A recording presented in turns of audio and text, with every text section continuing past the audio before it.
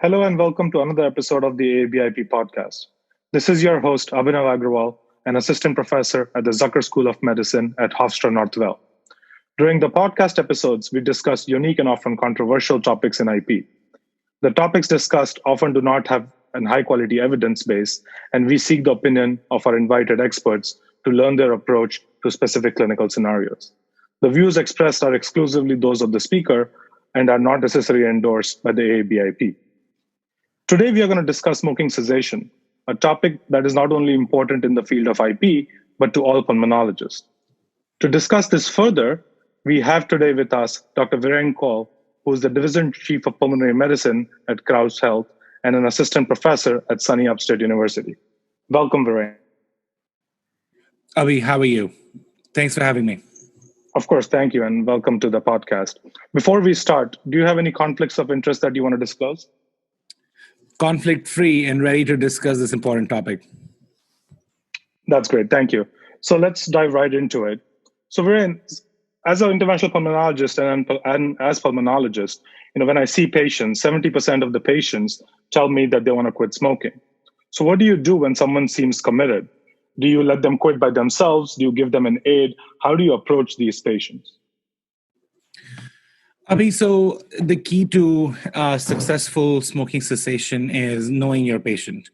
I truly believe that the 5A model is always successful in this, and I'll focus on the assessment part, which focuses on two aspects, which is willingness and dependence. So the willingness, you already mentioned, the patient is willing and they want to take the next step, and which is often the difficult part of quitting smoking. So what I suggest is starting off with understanding the level of dependence. You can use batteries like the Fagenstrom test, which is easily available, and there's a shorter version of the test.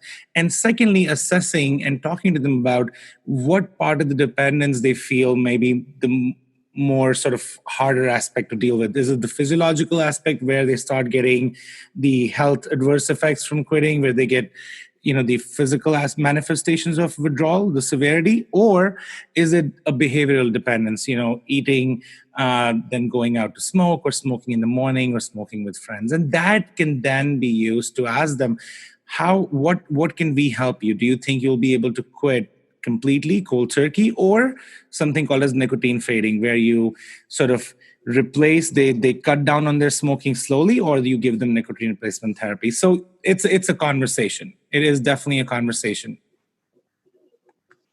That's great. I think that's extremely important, is to start that conversation, because once the patient has, told us that he wants to quit smoking, starting that conversation is extremely important. So when you start this conversation and you're discussing aids with these patients and what we could do to help, what do you focus on? Do you focus on behavioral therapy, medication, helplines, or any other techniques? Or is there a combination that we should be using of all of these or some of these? So I think a combination approach is the most effective, and that is evidence-based as well. And we're going to go a little bit more into details about medications shortly. However, I think about it in three different buckets. So you think about the medications, whether it's nicotine replacement or one of the other oral medications like Venclin or bupropion. The behavioral aspect is where I do tend to spend a lot of time. So is it again, right? Is it aspects of activities that we can alter? Some of my patients have said, it would be great if they could get help with stress mitigation. So working with them to find the right psychological assistance, sometimes assistance with mental health. It's key to address all of these together, all of these components of smoking addiction together. And that is where quit lines actually come in very handy, because they actually bring in both these components together. So I'll talk about the New York State quit line because that's where I'm based, and I know other states have similar facilities. You can sign up online. They will actually help you get sometimes even a counselor, a guided help. They will be able to provide you sometimes according to what you're looking for, quitting aids, reading material, motivational material, such as the financial impact. And for different people, different aspects work. So giving them the opportunity of having all of these resources at their disposal is key. Absolutely. Thank you. That is helpful. And just dwelling a little bit more into that in terms of behavioral therapy, as clinicians, when we are talking to patients, are the aids available online? Or for us or for me as a clinician, how should I be discussing this with our patients? Is there any helpful aids available or something that you recommend? Yeah. So talking about the quit lines, I think that is what I would that's what I do in my practice. So when I'm usually with the patient and I've decided to spend that visit with them specifically, say for smoking cessation, I sit with them. I actually go online to the quit line for New York State, and I explain to them what it is. Together, if they're willing and they're ready and they're interested, of course, it has to be something that they're bought into. I actually sign them up and I get them acquainted with the website. I get them acquainted with the different materials. And then I ask them which aspect here is going to help you. Like I said, is it talking to a peer mentor? Is it talking to somebody who has been through this, which could be me, which could be one of our psychologists? Is it more to help you with, say, a behavioral health element, connecting them with that? Some people, let's say that they would like to do better in terms of physical activity. They might be limited because of, say, their COPD. Then is this the right time to refer them to, say, pulmonary rehab? So behavioral therapy is a wide umbrella, which obviously includes cognitive behavioral treatments, but understanding which behavioral aspect they think will be most impactful for them, we should help them with that. That's absolutely great. I think that's very helpful for me, and I'm sure for our listeners as well. So these patients, I'm sure, as you know, and as I've faced in clinical practice, just drawing from that, they may not be able to quit at one attempt, especially if they're, not getting medical aids or aids in terms of medications. So is this an ongoing conversation, and how do you focus on that in terms of your visits? Is because I'm sure you experience that you can have patients that quit and then tend to relapse, or you have patients that are having a hard time. So help us a little bit with that.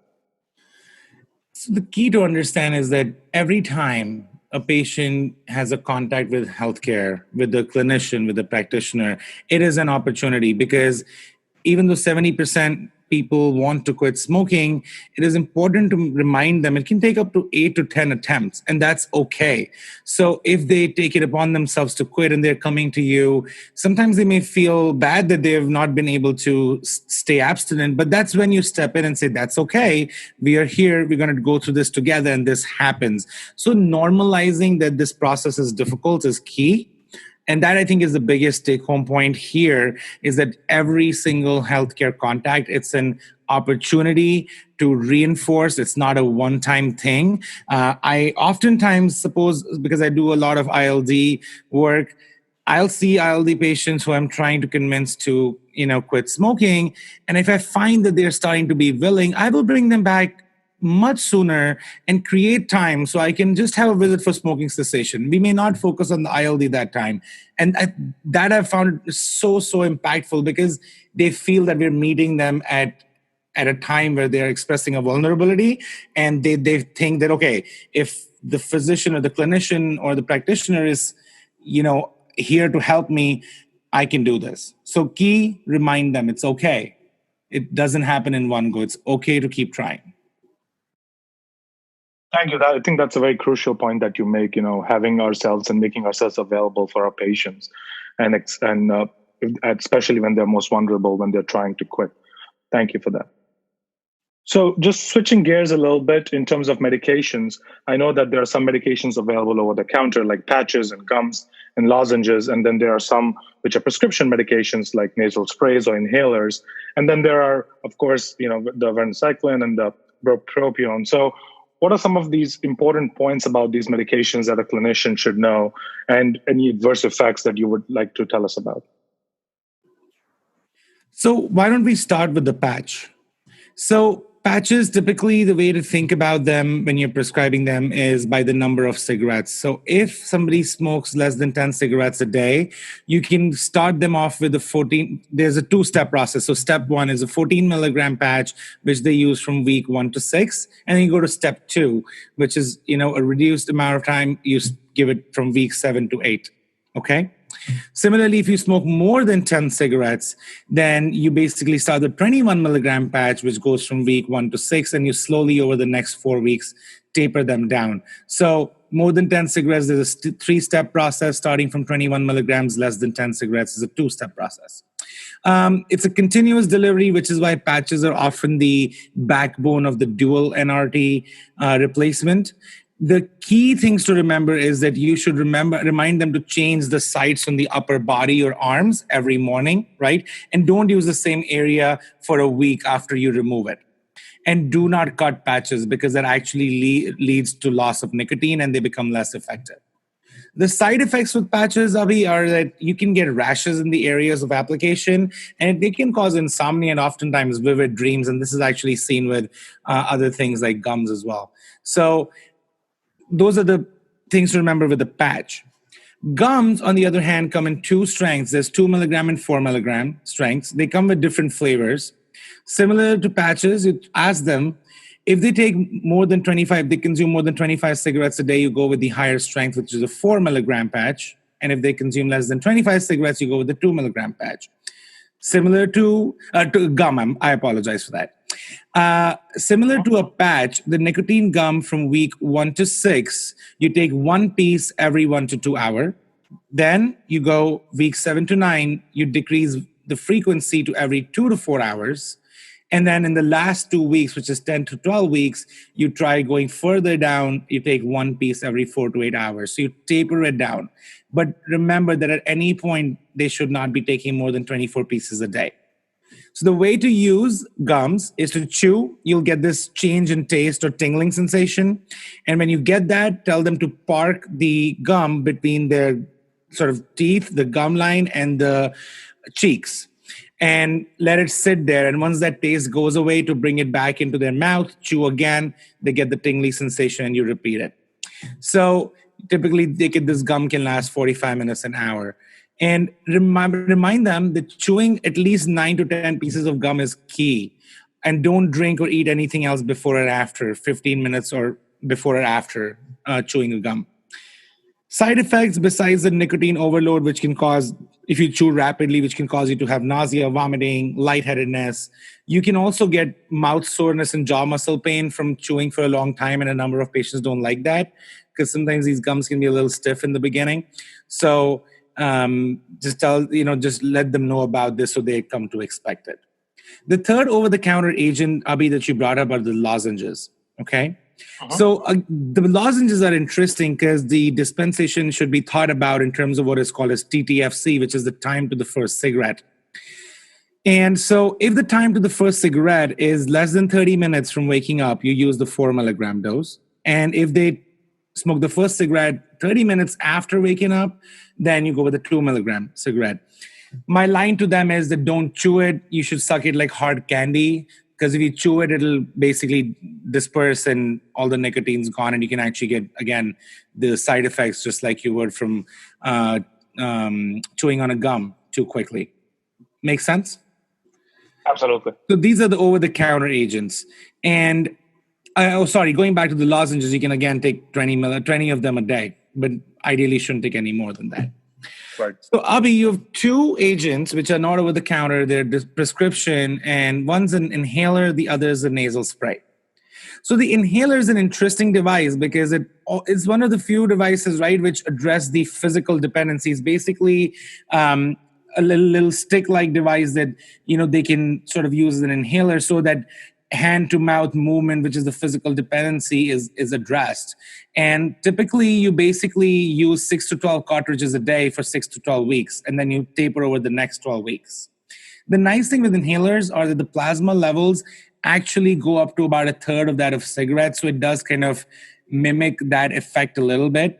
And the one device that has been actually, if you look at studies, has been shown to have higher quit percentage is the nicotine nasal spray. And the nasal spray, you actually can do 1 to 2 sprays per hour for 6 to 12 weeks. And typically the problem there happens is that you can get nasal and throat irritation with some sneezing and tearing. So those are the two devices. Now, when people ask me which device do you use, what I say is that the best and the most effective device is the one that a patient will use. And most of the times my trainees think that's funny, but I'm actually being very serious, because whatever device the patient likes or is able to afford, or is easily available to them, and they're comfortable with, where the side effects aren't too bothersome to them, that will be the most effective. So sometimes you end up having to trial a couple of different devices. I think that makes sense because compliance is the key, and whatever our patients want and what will work best for them, I think that is the key.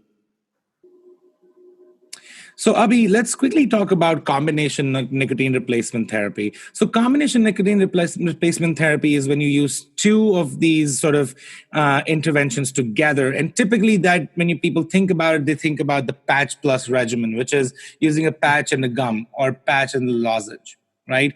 And they typically are more effective than single nicotine replacement therapies, because the patch gives that continuous nicotine level. And then when people get the craving, they can use the gum or lozenge to sort of replace that craving. And what I typically say, if you're going to use this combination, remind them to use that gum or that lozenge, the second NRT, before they get the craving. So it kind of eliminates that. But what I want to remind our listeners is that you can also use bupropion with a patch or with gum. So it's not just patch-based regimens. So keep that in mind. And I'll use that as a segue, Abhi, to talk quickly about the two medications that we can use. One is bupropion and the other is varenicline. So bupropion, it's a non-competitive antagonist of nicotinic acetylcholine receptors, and it also has a little bit of dopaminergic antidepressant action. So the way you do it, and this is true for varenicline as well, you start these medications a week or two before quitting, and then you quit. And then in case of bupropion, you start with the 150 milligram dosing in the morning for 3 days, and if they're tolerating it fine, you accelerate to 150 milligrams twice a day, and you use it for up to 12 weeks. And one key thing to remember is you do not need to taper when you're stopping for this particular indication. So if you're done, patient has been quitting, and they would like to stop, they should go ahead and stop it. Key caution to remember, it lowers seizure thresholds. Bupropion, so be very careful using it in patients who have history of seizures, had traumas, patients who are on other medications like antidepressants, antipsychotics, steroids, and theophylline. A lot of patients with COPD might be on theophylline, so keep that in mind. Also, if patients have mental health diagnoses or eating disorders or alcohol use concomitantly happening, be careful with the use there as well. And we should be monitoring these patients for self-injurious behavior, educate them, and if they have family members involved in their care, let them know and educate them about this as well. The other common side effects that you should tell patients ahead of time is dry mouth, headaches, sleep disturbances that can happen with bupropion. So varenicline, or Chantix as it's known, that is the partial nicotine receptor agonist and antagonist. It's a very neat drug. So what it does is the agonist part, it releases dopamine, and it gives you that feeling of smoking, but not to the degree that you would get with smoking. So it reduces the withdrawal, but it doesn't give you that spike. And at the same time, it blocks the nicotine binding to the receptor. So if you smoke, you don't get that feeling of reward. So I think it's a very neat drug. And the way you do it is you start it from day 1 to 3 with the 0.5 milligram daily. It comes in these pre-packaged sort of directions, but you start day 1 to 3 with 0.5 milligrams daily, day 3 to 7, 0.5 milligrams twice a day, and day 8 onwards, you go to 1 milligram twice a day. The main thing to let the patients know about is nausea and insomnia, and that's why we have this slow up-taper. Occasionally, patients can have bad dreams as well. Just a reminder that Chantix has not been studied in patients who are pregnant. We don't have a good understanding about use in childhood or with patients with other psychiatric illnesses. So be very careful about that. And remember that it's cleared by the kidneys, so you do need to adjust the dose and renal insufficiency. That was very thorough, and I think that was very helpful. And I'm sure it'll be extremely helpful for our listeners, as it was for me. So do you use any nicotine, the role of nicotine metabolites as biomarkers when you're selecting therapy for these patients? So these are very interesting and upcoming area of research. The Schnoll lab and the Schnoll group has been working a lot in this. And if I had to summarize what we understand so far is this, that so nicotine is metabolized through the CYP system, right? The CYP system, and it's broken down to cotinine and to 3-hydroxycotinine. So you basically use what is called as an NMR or nicotine metabolite ratio of 3-hydroxycotinine to cotinine to understand how nicotine is being metabolized in different people. Without going into excruciating details, we understand that some people are slow metabolizers of nicotine and others are normal or rapid metabolizers of nicotine. And if you look at, and you can use this to understand how people will respond. So patients who are the reduced activity SIP metabolizers, they are likely to smoke for shorter durations. They are more likely to quit smoking and then hold on to the abstinence. In terms of where this becomes very helpful for application is that there's data to show from the Snow study in 2009 that, the smokers, so if varenicline and actually even bupropion, you are better, they're better utilized for sort of quitting in the fast metabolizers group, which I think is eventually going to be something we'll be able to use in a real term. Right now, there's some challenges with this because, the genotyping is not easily available. It's complex. It's, the costs are high. And then we haven't identified all the variants.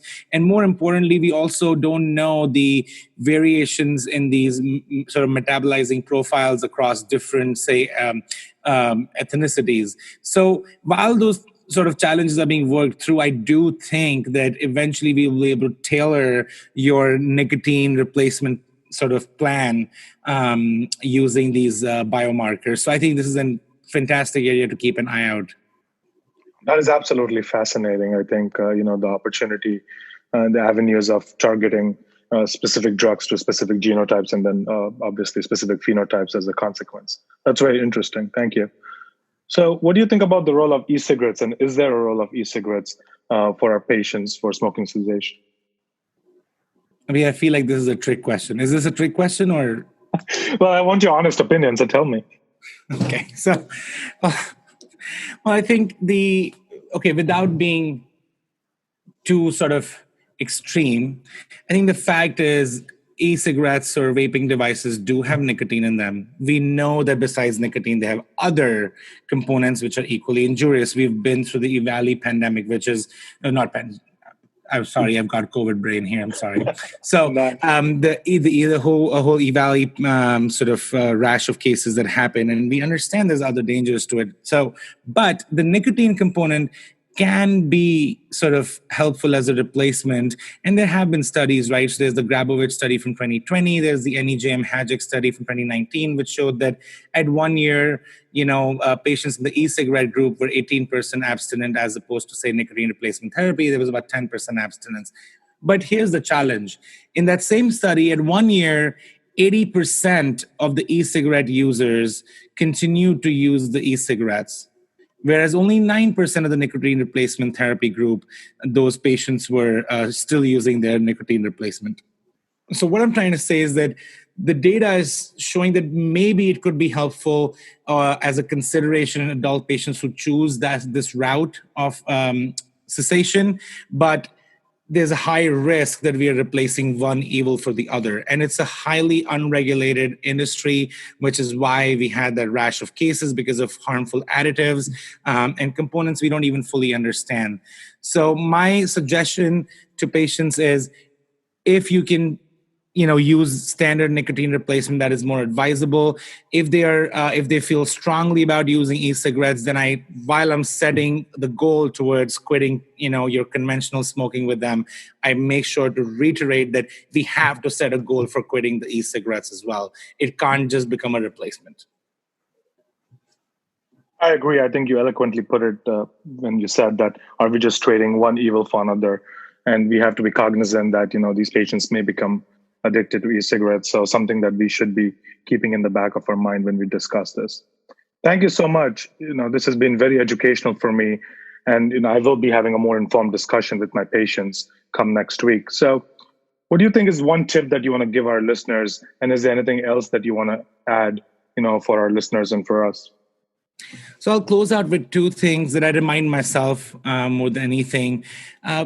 Remember that an advice and involvement from a clinician including physician, non-physician clinicians, has been shown to be more effective for abstinence so after at 5 months. So there's a study by Fior, and it's a fantastic article to read, actually.